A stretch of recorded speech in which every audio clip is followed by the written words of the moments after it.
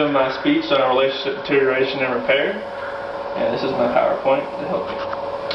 Deterioration.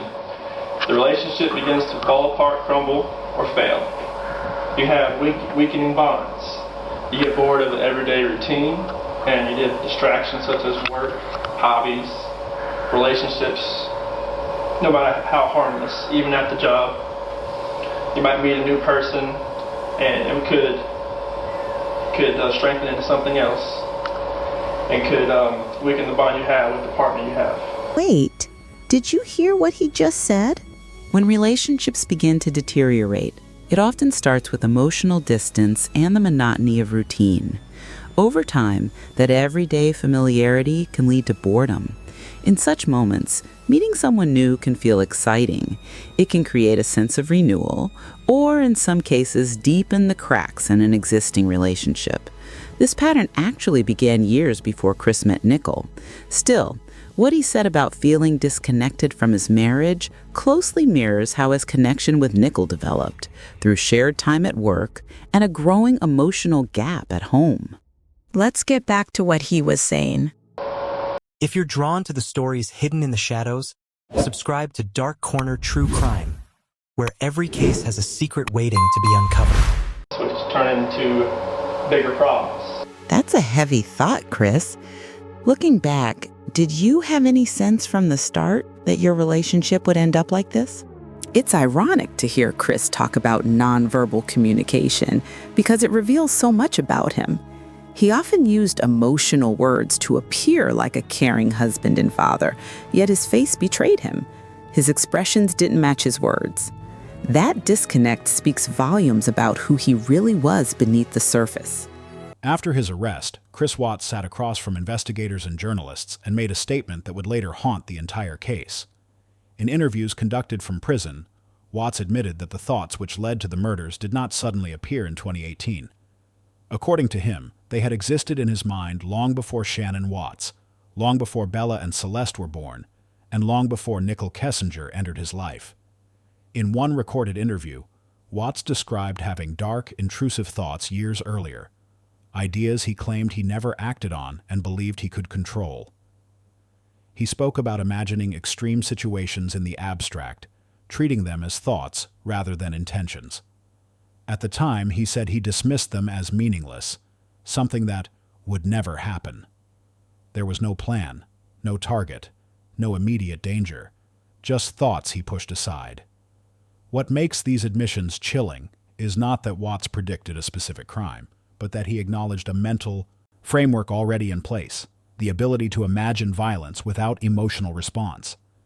Investigators later noted how calmly Watts discussed these thoughts, even after confessing. There was no visible shock, no emotional collapse, just detached reflection. Before we go any further, I want to welcome you to the channel. Here, we look for the truth in the shadows of cold cases and closed files. If you value this kind of deep dive investigation, please consider subscribing. And as we begin this journey together, I'd love to know where you're watching from today. Whether you're joining us from the United States, Canada, Australia, or anywhere else in the world, leave a comment below. It helps us remember that these stories, though local, touch hearts across the globe. Psychologists who later reviewed the case explained that this type of thinking can be a warning sign when paired with emotional suppression and a desire to escape responsibility. Watts didn't describe rage or hatred. Instead, he spoke about control, avoidance, and the idea of starting over. These themes appeared repeatedly in his interviews, suggesting they were not sudden impulses but long-standing mental patterns. At the time those thoughts first appeared, there was no Shannan, no family, no pressure of debt, marriage, or parenthood. Which raises a disturbing question. If the thoughts existed before the circumstances, then the circumstances did not create them. They merely activated them. Chris Watts didn't wake up one day and become capable of murder. According to his own words, the capacity was already there, quiet, controlled, and waiting, long before anyone knew his name. In later prison interviews, Chris Watts repeatedly returned to one idea when trying to explain his actions: the feeling that he was living as two different people. According to Watts, this emotional split did not happen overnight. It developed gradually. hidden beneath routine, responsibility, and the appearance of a normal family life. When Watts met Shannan, he described the relationship as intense and fast-moving. He adapted himself completely to her world, her routines, her goals, her personality. In interviews, Watts said he believed this was what love required, total compliance. On the surface, he became the devoted husband and father. But internally, he said something else was happening. He wasn't expressing his true feelings. He was suppressing them. Watts later explained that instead of communicating frustration, resentment, or doubt, he learned to shut those emotions down. He described this as checking out emotionally while continuing to function physically. To outsiders, he looked present. To himself, he felt disconnected. This detachment, according to investigators, allowed him to perform the role of a family man without fully engaging in it. In interviews after the murders, Watts admitted that he began separating his life into compartments. One version of himself was the husband and father, driven by obligation and routine. The other was internal, quiet, resentful, and increasingly focused on escape. He did not describe hatred toward Shannan or the girls.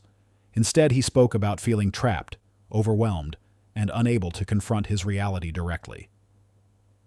Psychologists reviewing his statements noted that this type of emotional splitting can be dangerous when paired with avoidance. Rather than addressing conflict, the individual disconnects from it. Over time, empathy weakens. Responsibility begins to feel external, like a burden imposed rather than a choice made. Watts's interviews reveal that by the time Nichol Kessinger entered his life, the split was already there. Nichol did not create it. She stepped into an emotional void that already existed. With her, Watts said he felt like a different person, lighter, unburdened, more alive. This contrast sharpened the divide between the life he was living and the life he wanted. By his own account, Chris Watts wasn't torn between two women. He was torn between two versions of himself. And as the split widened, the part of him tied to responsibility grew weaker, while the part seeking escape grew stronger. In the chapters ahead, that divide will no longer remain internal. It will demand a resolution, no matter the cost. When investigators reviewed Chris Watts' statements, behavior, and recorded interviews, a clear pattern emerged, one that went beyond motive or opportunity. To them, the case was not driven by sudden rage or a spontaneous breakdown. It was the result of an emotional collapse that had been building quietly for years. Detectives noted that Watts showed an unusual emotional flatness throughout questioning. Even when discussing the deaths of Shannan, Bella, and Celeste, his tone remained controlled, measured, and detached. Investigators later explained that this was not shock. It was dissociation. Watts appeared emotionally removed from the reality of his actions, as if he were describing events that happened to someone else. During interrogations, investigators observed that Watts avoided emotionally charged language. He focused on logistics, timelines, and details, what happened, where, and when, while rarely addressing why. This pattern suggested to detectives that Watts had mentally separated himself from the emotional weight of his decisions long before the crimes occurred. Investigators also paid close attention to how Watts spoke about pressure. In interviews, he described feeling overwhelmed by expectations, responsibilities, and the life he believed he could not escape. But instead of expressing anger toward specific individuals, he framed these pressures as abstract forces, something happening to him rather than something he was part of. To detectives, this was a critical insight. It showed a refusal to fully accept agency. Behavioral analysts working with law enforcement explained that when emotional avoidance reaches a breaking point, the collapse does not always look chaotic. Sometimes it looks disturbingly calm. Watts did not lash out publicly. He withdrew inward, isolating emotionally while maintaining external normalcy. This made the collapse harder to detect. Investigators concluded that the murders were not an act of momentary loss of control. They were the final outcome of sustained emotional detachment, compounded by secrecy, deception, and a growing fantasy of escape. By the time reality demanded confrontation, Watts no longer had the emotional tools to face it. In their assessment, the emotional collapse did not happen the night of the murders. That was simply when it became visible. The collapse had already occurred internally, long before, leaving behind a person capable of unthinkable acts without visible emotional response. This, investigators said, was what made the case so chilling. Not the violence alone, but the silence that came before it. Investigators have often said that the most revealing moment in the Chris Watts case was not the confession itself, but the shift that happened just before it. For hours, Watts maintained the same controlled demeanor, polite, cooperative, and emotionally distant. He answered questions calmly, rarely hesitating, presenting himself as a concerned husband whose family had mysteriously vanished. But detectives later explained that the mask began to slip when Watts was confronted not with accusations, but with emotional pressure he could no longer avoid. When investigators introduced the idea that Shannan might have harmed the children, Watts's behavior changed. This was the first time he was forced to emotionally engage rather than intellectually respond.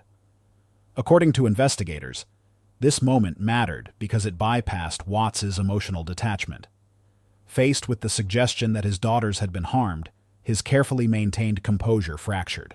His speech slowed. His posture changed. The emotional avoidance that had protected him throughout the interrogation began to fail. Investigators observed that Watts's first confession attempt was not a full admission, but a partial one. He accepted responsibility only after shifting blame, an act detectives later described as a psychological compromise. It allowed him to confess, while still avoiding full ownership of his actions. To investigators, this was the clearest sign that the emotional collapse they had been tracking was finally surfacing. Later interviews confirmed this interpretation. Watts admitted that once he began talking, he felt a sense of release. The internal split between who he appeared to be and what he had done could no longer be sustained. The mask that had allowed him to function without confronting reality fell away, not in a dramatic outburst, but in quiet surrender. Detectives emphasized that this moment was not about trickery. It was about timing. Watts had exhausted his ability to suppress emotion. The internal pressure that had built over years finally found an outlet. In their view, the confession did not mark the beginning of accountability. It marked the end of emotional avoidance. The person investigators had been speaking to was no longer hiding behind detachment. What remained was a man forced, for the first time, to face the consequences of a life spent running from his own emotions. That moment, investigators say, is when the case truly changed, when the silence finally broke. After Chris Watts confessed, investigators did not consider the case emotionally resolved. In many ways, the confession marked the beginning of a new phase, one defined by inconsistencies, revisions, and unanswered questions. Detectives understood that while Watts had admitted responsibility, the way he told the story continued to evolve. In the hours and days following his confession, Watts provided multiple versions of events. Investigators noted that these changes were not about minor details, but about key elements of motive and sequence. Each revision appeared to reduce emotional responsibility while preserving factual admission. To detectives, this suggested that the emotional avoidance seen earlier had not disappeared. It had simply adapted. Investigators paid close attention to how Watts spoke after confessing. He often framed events passively, using language that distanced himself from action and intent. Rather than focusing on choice, he focused on inevitability. According to detectives, this was consistent with a person attempting to regain emotional control after losing it. When Watts later participated in prison interviews, investigators compared his new statements with earlier ones. They observed a pattern: increased detail without increased emotion. He could describe events with clarity, yet remained emotionally flat. This reinforced investigators' belief that Watts had compartmentalized his actions to survive psychologically. Law enforcement also evaluated what Watts did not say. He rarely spoke about Bella and Celeste unless prompted. When he did, his language was brief and factual. Investigators said this avoidance was significant. It suggested that emotional engagement with the victims remained unbearable, even after confession. From an investigative standpoint, The confession closed the legal case, but opened psychological questions. Was Watts expressing genuine remorse or managing perception? Detectives did not claim to know his internal truth. Instead, they focused on behavior, and behavior showed a man still controlling narrative, still distancing himself from full emotional accountability. Investigators concluded that the confession was not a moment of clarity, but a survival response. Watts confessed because he could no longer maintain the emotional split. But even afterward, he continued to shield himself from the full weight of what he had done. In their view, the most disturbing aspect of the aftermath was not what Watts admitted, but how much of himself he continued to hold back. Years after the confession, Chris Watts continued to speak, from behind prison walls, through letters and recorded interviews. For investigators and analysts, these later statements became critical in understanding not just what happened, but what never changed. In these interviews, Watts often presented himself as reflective and compliant. He spoke about faith, regret, and acceptance. Yet investigators who reviewed these conversations noticed something familiar. The same emotional distance that defined his earlier statements remained intact. His words suggested awareness, but his tone remained controlled, almost rehearsed. Analysts noted that while Watts acknowledged responsibility, he continued to frame events in ways that softened emotional impact.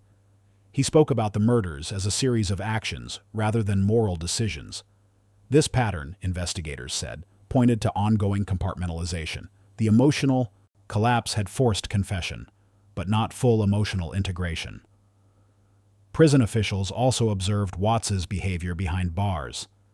He avoided conflict, followed rules, and maintained a low profile.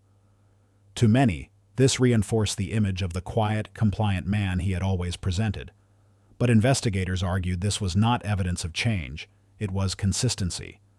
Watts continued doing what he had always done, adapting to survive within a system. For analysts, the most unsettling conclusion was this: the traits that allowed Chris Watts to appear normal for years were the same traits that allowed him to commit the crimes without visible emotional breakdown. Emotional suppression, avoidance of confrontation, and internal detachment did not disappear with incarceration. The case of Chris Watts forces an uncomfortable reality. Not all danger is loud. Not all collapse is chaotic. Sometimes, the most devastating outcomes emerge from silence, compliance, and the refusal to confront one's inner reality. This story is not about predicting monsters. It is about recognizing patterns. Patterns that, left unexamined, can grow unnoticed until they cross a point of no return. And that is why this case continues to haunt investigators, analysts, and the public alike. Not because it was unpredictable, but because, in hindsight, the warning signs were always there, hidden behind a mask that looked painfully ordinary. The story of Chris Watts is often told as a sudden explosion of violence. A man who snapped, a life that collapsed overnight. But when investigators, psychologists, and analysts look closely, a different picture emerges. This was not a momentary break. It was a slow unraveling, built on years of emotional avoidance, internal detachment, and silence. Chris Watts did not describe himself as angry or hateful. Instead, he spoke about pressure, escape, and control.